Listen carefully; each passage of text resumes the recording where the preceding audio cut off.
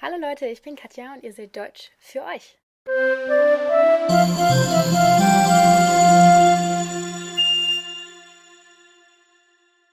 Today I bring you an important but somewhat exhausting grammar unit, the German articles. Da da da! If you feel confused or overwhelmed by this, don't fret, you're not the only one.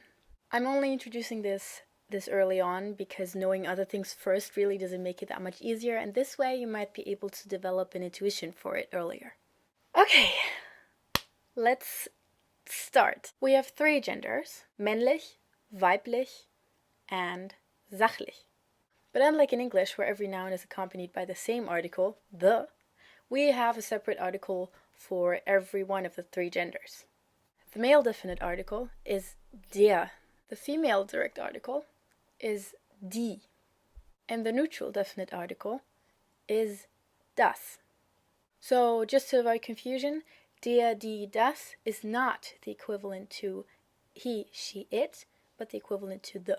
We also have three separate indefinite articles, so the equivalents to a or an. The male indefinite article is ein. The female indefinite article is eine. The neutral indefinite article is ein. Now you may have noticed from this that the male and neutral indefinite article look the same at first sight, but there are differences. They come with declinating nouns, which we will take on in another episode, but just so you know, they are different. So again, the articles are der, die, das, ein, eine, ein. Now a notable thing about this is that our genders are pretty random. There are some rules connected to certain ending sounds or syllables, but in most cases it's a guessing game. I know this is a really unsatisfying thing to say, but it's kind of the way it is. This is actually conceived to be one of the hardest, or maybe even the hardest thing about German by many people learning it, because like many things in Germany, the rules for this are way too detailed and confusing.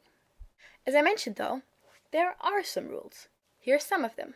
Words ending with these syllables are always male.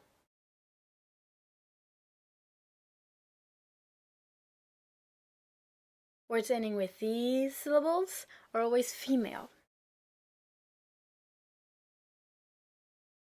And words ending with these syllables are always neutral. Also, most words ending with an e are female. This is not an official rule, and it doesn't apply to all words, but it should come in handy if you just keep it in the back of your head, because in most cases, if you're not sure and you encounter a noun that ends in an e, chances are it's probably female.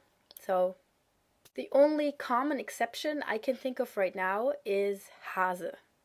I'm sure there's more, but not that many. Most nouns ending in er or r are male. Again, not universally true. You won't find this in books either, but again, I find it useful to remember. For most occupations or jobs, there is both a male and a female form. Lehrer, Lehrerin, Schüler, Schülerin, Arzt, Ärztin, Gärtner, Gärtnerin, and so on and so forth. So in most cases, once you know the male form of an occupation or a job, you just add an in at the end and you have the female form. Not very PC, is it? Then there's a little trick. Once you add a chen or line, it automatically becomes neutral. The thing that these two syllables do is it makes the word sound cute. So for example, if you take the word for heart, Herz, and you see a little heart like this, you might say, "Aw, ein Herzchen." So like a little heart. This is kind of a bad example because Herz is already neutral as it is, but this works for both male and female words as well. Once you add line or chen, it becomes neutral. Now, while this may be a cute rule, and it's really good for lazy people, you probably shouldn't use it because it will make you sound ridiculous. But theoretically, you could do it.